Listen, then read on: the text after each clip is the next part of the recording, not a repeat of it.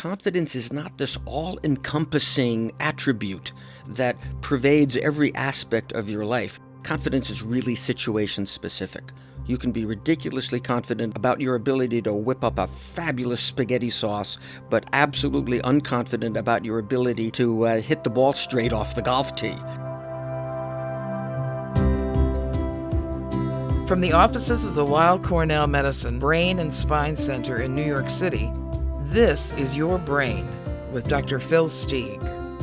Internationally renowned scientist and researcher, Dr. Phil Steig is neurosurgeon-in-chief of the New York Presbyterian Weill Cornell Medical Center. This week, Dr. Steig and his guest explore cultivating confidence. Hello, and welcome to Dr. Nate Zinsser, Director of Performance Psychology for the United States Military Academy at West Point. I was mesmerized by his newest book, The Confident Mind. In it, he outlines his system for the development of confidence and how he has applied it not only with West Point cadets, but also pro athletes like Eli Manning, NHL players, and Olympic athletes. Nate, thank you for being here with us today and hopefully helping our listeners to begin understanding how to develop healthy confidence and improve their performance. Dr. Steig, thank you so much for the opportunity to be here. So let's start off with a definition. What is a confident mind? A confident mind, in my definition, which is all about performance and execution in the practical real world, my definition tries to get out of an abstract, intangible, mysterious process and really think about the sense of certainty that you want to have about an ability or a group of abilities that you have so that you can execute those abilities pretty much unconsciously, pretty much without thinking and walking yourself through it. We all do things that are rather complicated, but we can execute them with almost a complete lack of deliberate step-by-step thought. When we tie our shoes, we engage hundreds of muscles and nerves and joints. And once upon a time, we had to think our way through it. But now, we can do that automatically, unconsciously. And there's so many other things that we could do in our lives, things that matter maybe a heck of a lot more than just tying your shoes. But we could execute those tasks with that same degree of unconscious certainty or informed instinctiveness. And in so doing, you're going to do it better because that's the way the animal is wired. In going through the book, I was thinking about the differences in the confidence that is manifested in a Muhammad Ali versus an Eli Manning. Can you differentiate between the person and what confidence is? Absolutely. Muhammad Ali is the classic example of a naturally extroverted, naturally loud individual. Eli Manning is a textbook example of an introverted fella who just isn't inclined to talk about himself a heck of a lot. Now, the common misconception of a confident athlete is to think, oh, it's just those loud, outspoken Muhammad Ali type fellas or gals. And so we tend to think of confidence as this loud, boisterous, bravado. And we ignore or overlook all the quiet folks like the Manning brothers, like Serena Williams, like so many other great performers who have the same degree of certainty about themselves, but simply because they are naturally introverted, they're different kinds of people, they don't express it on the outside. Contemplative people can be confident.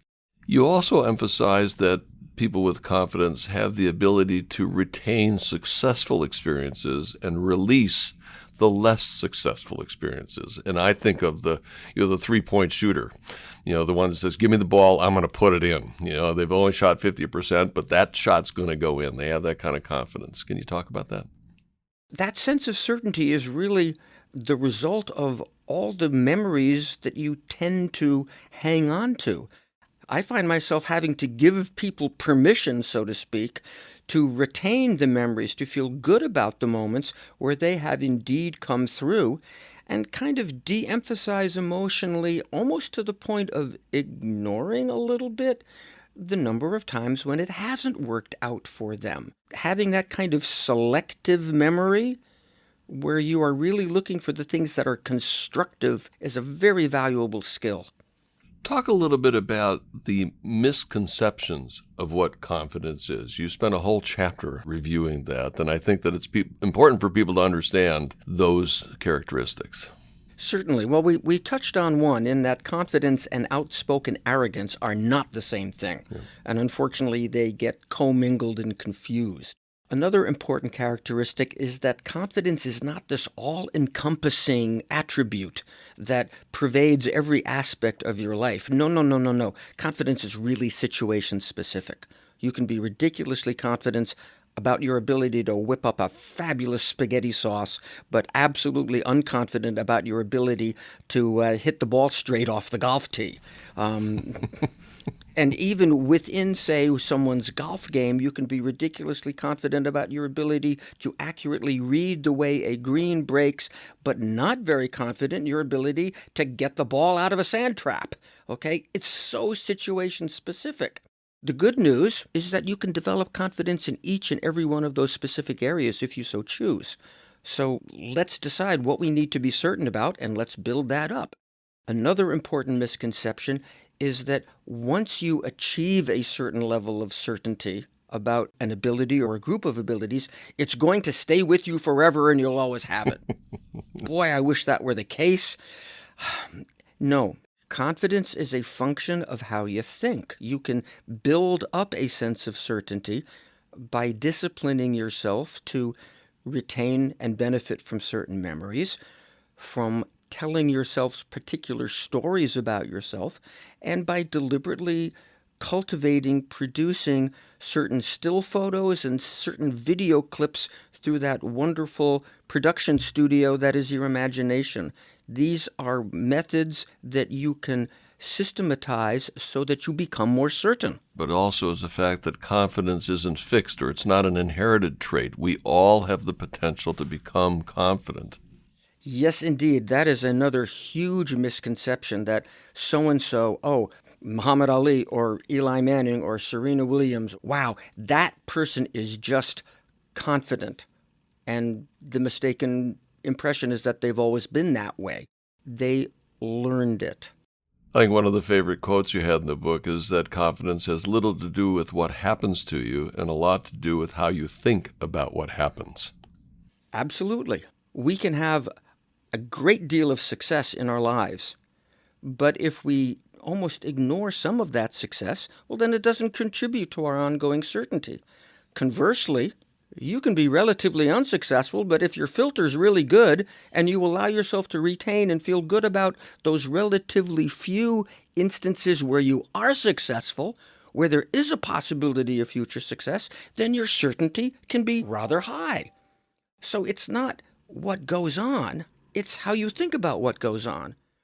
I was thinking about one of my lines that I frequently use to maintain humility is, I'm only as good as my last failure. And I thought that's a negative construct on something that I'm actually using to motivate myself. I don't let my past failures conquer me, but in the same token, you don't want to forget them and you want to turn them into a learning or a positive experience.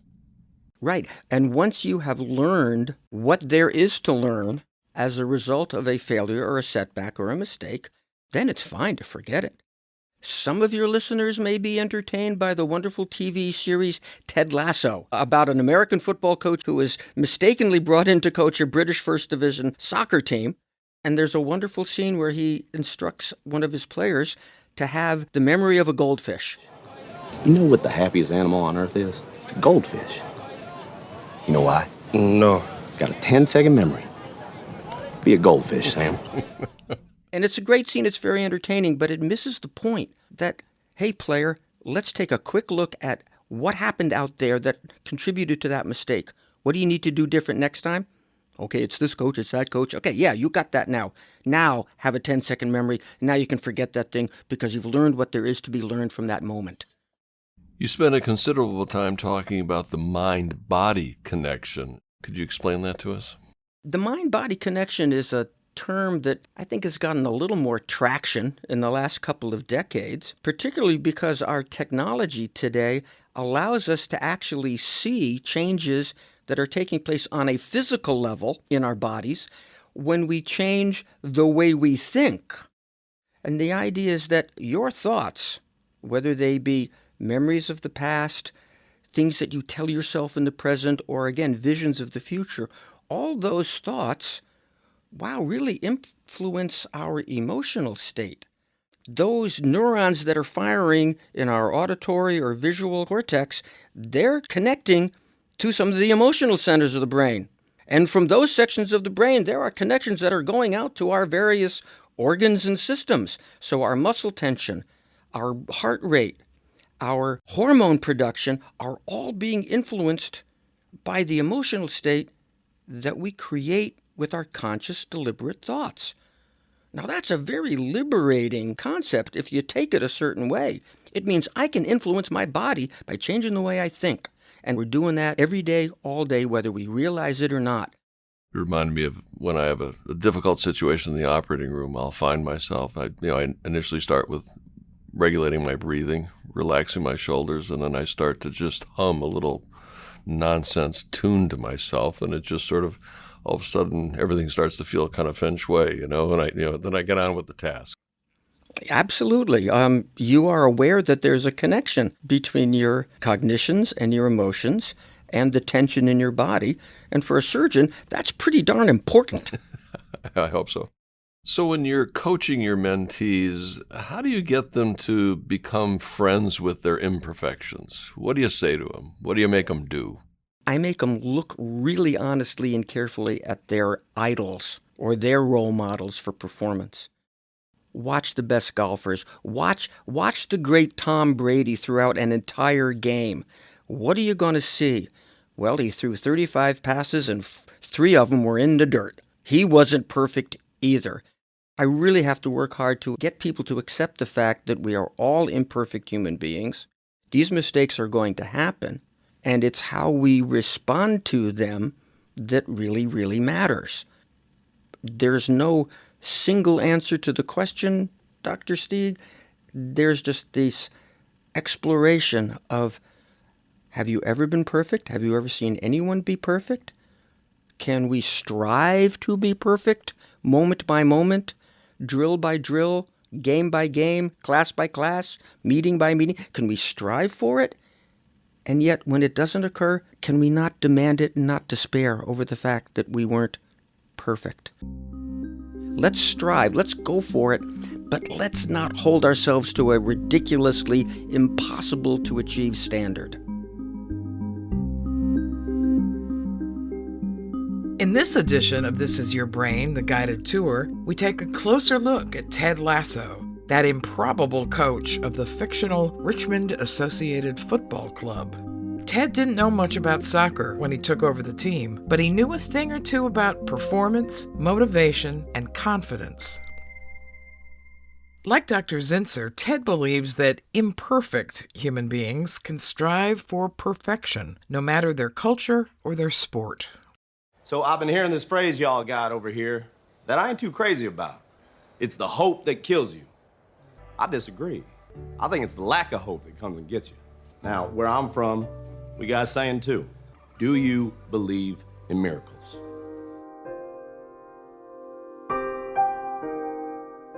Ted knows that the stories we tell ourselves, how we manage our memories and frame our experiences, can shape our futures. We can wallow in our failures, or we can use them as learning experiences and move on. Hey, y'all played a heck of a game out there. We may not have won, but y'all definitely succeeded. I mean, you gave the champs 90 minutes of hell. Now look, this is a sad moment right here for all of us. There ain't nothing I can say standing in front of you right now that could take that away. But please, do me this favor, will you? Lift your heads up and look around this locker room. Look at everybody else in here. And I want you to be grateful that you're going through this sad moment with all these other folks. Because I promise you, there is something worse out there than being sad, and that is being alone and being sad. Ain't nobody in this room alone. Sam, do you remember what animal has the shortest memory? A goldfish. That's right. That's a goldfish. Sam, what do you think we should all do once we get done being sad and or angry about this situation? I think we should all be a goldfish. I agree. Let's be sad now. Let's be sad together. And then we can be a gosh darn goldfish. A lesson in confidence from the grateful goldfish of the Richmond Football Club, closing out this edition of This Is Your Brain, the guided tour. I can't believe there's a person out there listening to this that hasn't experienced the butterflies. You're doing something. What's your recommendation? How do we control that? Well, I don't know if control is exactly the right word, Dr. Stieg. We're human beings. We're designed by our nature, our evolutionary heritage, to experience a physiological arousal in the moments before we do something that's important. We had to mobilize energy in order to move, in order to escape danger, in order to pursue food, etc. And anytime we're about to do something important, like taking that history midterm or taking that three-point shot or stepping into that arena to give the presentation, there's going to be a little surge of energy. Our glands are going to produce adrenaline, etc. And a side effect of that energy surge is an innervation of your stomach lining where you got a whole lot of neurons and they're going to start buzzing a little faster. And that might feel like it's flipping up and down. That sensation is an indication that your body has elevated itself in order to help you perform. So you need to take that perspective, that understanding. So when the butterflies kick in, you're not saying, oh, wow, I feel really uncomfortable. This is awful. You're saying, oh, I'm feeling different. I have a state-of-the-art performance-enhancing chemical circulating in my body that's here to help me. That's kind of cool. I can deal with the fact that it's not 100% comfortable. I can deal with the fact that it's not a normal sensation because I'm not about to do something that's normal. Taking that midterm is not a normal thing. You don't do it 3 times a day. Stepping into that arena to play in the NBA playoffs or the Wimbledon or the Super Bowl, that's not normal. Why would you expect to feel normal? Your body's giving you something special because your body knows that this is important, that this matters to you, and it's going to give you something to help. All of us living in America are so used to instant gratification now. I can go to the web, I can turn the channel on the TV, and you'd spend a fair amount of time talking about the delayed returns of practice. Can you emphasize that so people understand that this is not something that you just say, I'm going to be confident and tomorrow I'm confident? When we're gaining skills, we don't necessarily develop instantly an improvement in our skill level. It takes some time. It can take some time for the neural pathways that govern our execution of anything, playing the piano, making a presentation, doing a negotiation. It can take a while for the neurology that underlies that to reach a level of sophistication that allows it to happen quickly. That's a slow process. It takes as long as it takes. Be aware and be happy that this change is taking place. We don't see the results of it initially. It might take 100 reps. It might take 200 reps. At some point, that series of neurological connections is going to reach a critical mass, and bingo, that's when you have the aha moment.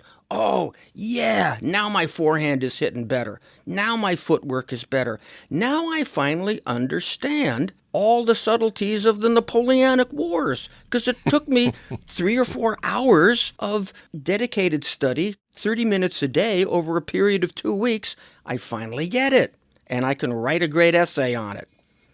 So we've had that aha moment that you just described. You go into details about how to maintain constructive thinking in the present. As you said, confidence, once you have it, doesn't necessarily mean you're going to have it forever. You can lose it. So you've got to have constructive processes to maintain it. Absolutely. We all have various opinions and beliefs about ourselves. I'm good at this. I've struggled with that. I had a young man in my office just 2 hours ago who said that I'm not naturally smart. I have to work really hard to maintain my academic GPA. I'm not a great writer. Those stories that he tells himself will confirm the belief that he began with, and we are all subject to that. So it's very important that we become aware of the stories we tell ourselves about ourselves. And I instructed this young man to be thinking, instead of, I'm not a good writer, to think, I'm a careful writer. I submit my drafts early. I get quality feedback. I make great revisions, all of which is true. But he was overlooking it. And as a result, now he has the opportunity, if he keeps repeating that story to himself, to build a sense of, yeah, I'm an effective writer. I'm an effective writer, rather than, I'm not a good writer. And we are all subject to that ongoing self-fulfilling prophecy. It's just a principle in human behavior, and we can either ignore it and let it control us, or we can take advantage of it and have it work in our favor by learning to talk to ourselves about what we want, a skill, a quality, an outcome. Talk to yourself about what you want as if you got it right now, in the present, even if you don't. That moves you toward it. I enjoyed the mnemonic you used for ESP, exercise, success, and progress, which you suggest are important in mining your memories. Indeed. That's just a way to operationalize the idea of looking for the best in yourself day by day. Confidence, as we've been discussing, is indeed the outcome of the ongoing repository of thoughts that you maintain about yourself. So if we can look every day for a small episode of quality effort, where did I get through my procrastination? What did I push myself through in today? Let's record that.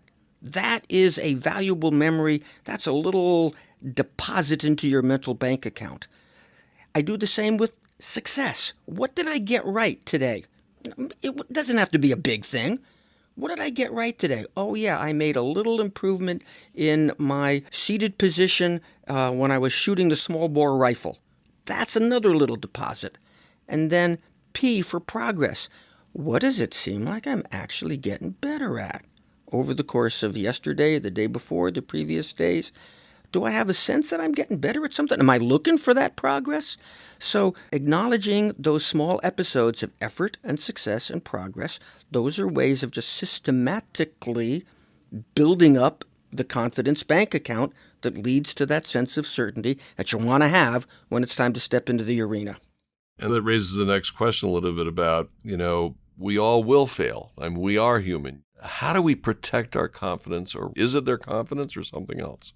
It's really important, because we do fail, because we are imperfect, that we keep our failures and our imperfections in their proper perspective.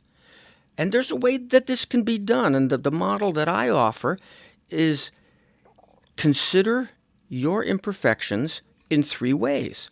Think about them as temporary. You acknowledge they happened, but think about them as, okay, that happened that one time. But it was just a temporary occurrence, as opposed to having something go wrong and saying, uh-oh, here I go again.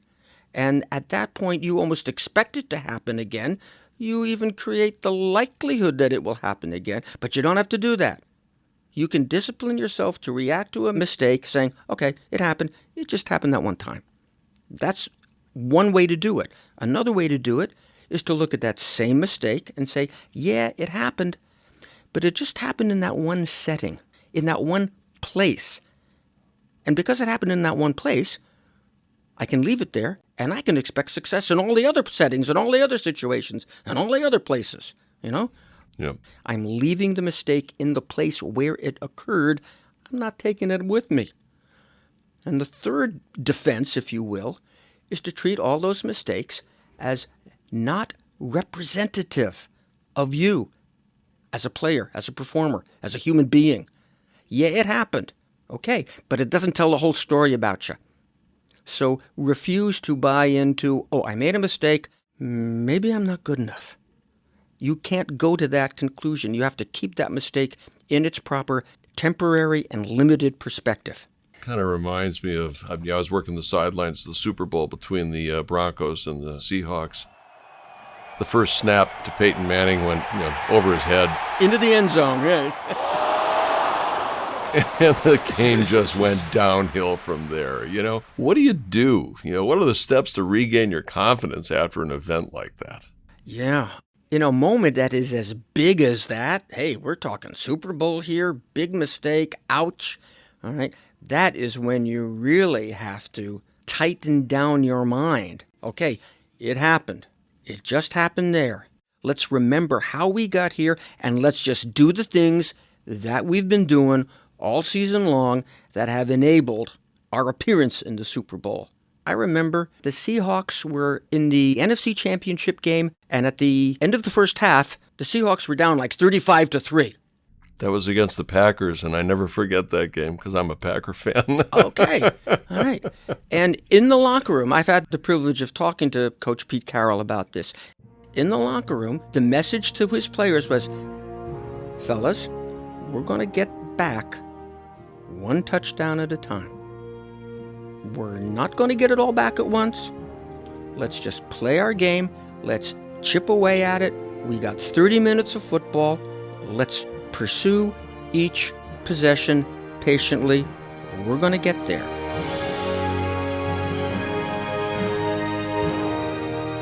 And that was a message that he had been preaching all season long.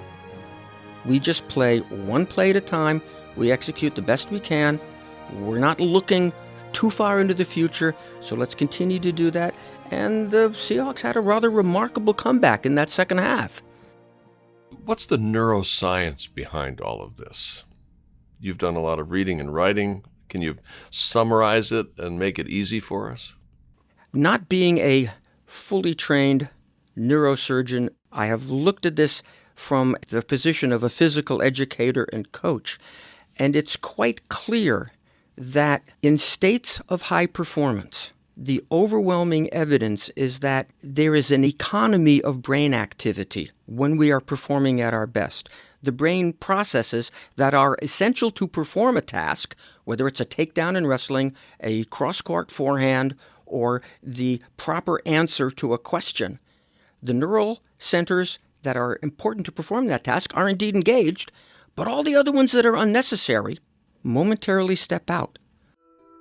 So instead of thinking about how important it is to answer that question, instead of having a sort of background noise about how good you're doing so far, those processes just suck up your energy and basically distract you from what is important.